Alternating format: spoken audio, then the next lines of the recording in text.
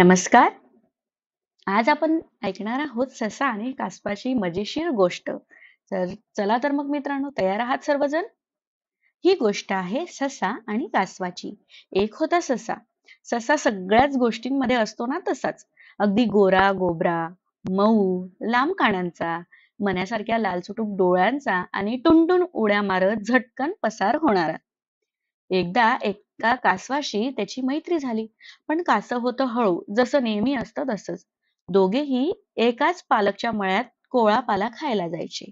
ससा कासवाला म्हणाला, किती रे तू हळू? कासव म्हणाल, पण तुला माहिती आहे का, सगळ्याच गोष्टींना मी शर्यत जिंकत असतो.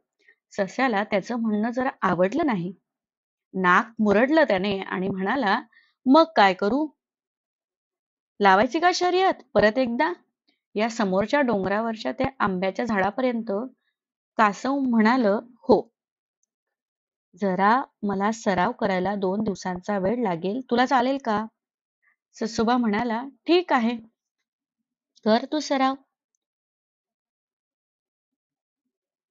मग रविवारी सकाळी 9 वाजता इथेच भेटूया.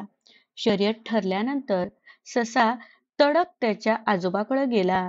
त्यांना म्हणाला, हे काय हो आजोबा, प्रत्येक गोष्टीत कासवच शर्यत का जिंकतं? मला ही गोष्ट खोटी पाडायची आहे. आता काय काय करू ते सांगा. ससोबाचे आजोबा त्याला म्हणाले, बाळा, जर न थांबता धावलं ना तरच शर्यत जिंकता येते. आणि झोप तर अगदी वर्ज्य. मी झोपल्यामुळे शर्यत हारलो होतो. ससा म्हणाला, ठीक आहे, मी लक्षात ठेवीन आणि शर्यत जिंकूनच दाखवीन. रविवारी सकाळी ठरलेल्या वेळेवर कासव आणि ससा यांची शर्यत सुरू होते. ससोबा अगदी वेगाने धावत सुटले. कासवही निरनिराळ्या युक्त्या लढवत, कधी घरंगळत तर कधी वेगाने चालण्याचा प्रयत्न करत निघाले होते. अर्ध्या रस्त्यात ससोबांना एक मोठी टोपली दिसली. त्यातून कोवळा पाला, गाजर आणि मुळे डोकावत होते. ससोबांनी अदमास घेतला आणि कासव अजून किमान 2 तास तरी त्यांच्या आसपास फिरकूही शकणार नव्हतं. ससोबा झाडाच्या सावलीत बसले आणि टोपलीतला पाला, गाजर खाऊ लागले. टोपलीतल्या वस्तू संपत असताना ससोबांना एक छानशी गोल चमकणारी वस्तू दिसली. ससोबांनी ती आपल्या चेहऱ्यासमोर धरली. तो एक आरसा होता. त्यांनी यापूर्वी ही वस्तू कधीच पाहिलेली नव्हती. पाण्यात अस्पष्ट दिसणारं त्यांचं रूपडं इतकं स्पष्ट दिसत होतं की ससोबा हरकले.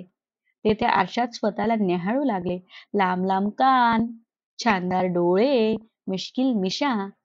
आपल्या चेहऱ्याच्या विविध मुद्रा पाहण्यात ते इतके रमले की शर्यत बिर्यत साफ विसरले. संध्याकाळी घरी जाणाऱ्या सूर्याचे किरण आरशात दिसल्यानंतर ससोबांना शर्यतची आठवण आली. ते वेगाने टुन टुन उड्या मारत आंब्याच्या झाडापर्यंत पोहोचले. कासव तिथे त्यांची वाट पाहत होतं. ससोबा स्वतःशीच तणतणू लागले, पण मी तर खूप पुढे होतो आणि आजोबांनी सांगितल्याप्रमाणे झोपलो पण नाही, तरी कसा शर्यत हारलो? कासव म्हणाले, ससोबा, मला सुद्धा आजोबा आहेत. तू जसं तुझ्या आजोबांना विचारलंस ना तसंच मी सुद्धा विचारलं. आणि आम्ही दोघेही भाज्यांची टोपली आणि आरसा कालच रस्त्यात ठेवून आलो होतो. खरोखर न थांबता पोहोचण्याचा प्रयत्न केला ना तरच शर्यत जिंकता येते.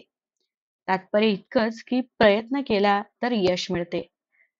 कासव हळू होतं, परंतु प्रयत्नशील होतं आणि त्यामुळेच त्याने शर्यत जिंकली.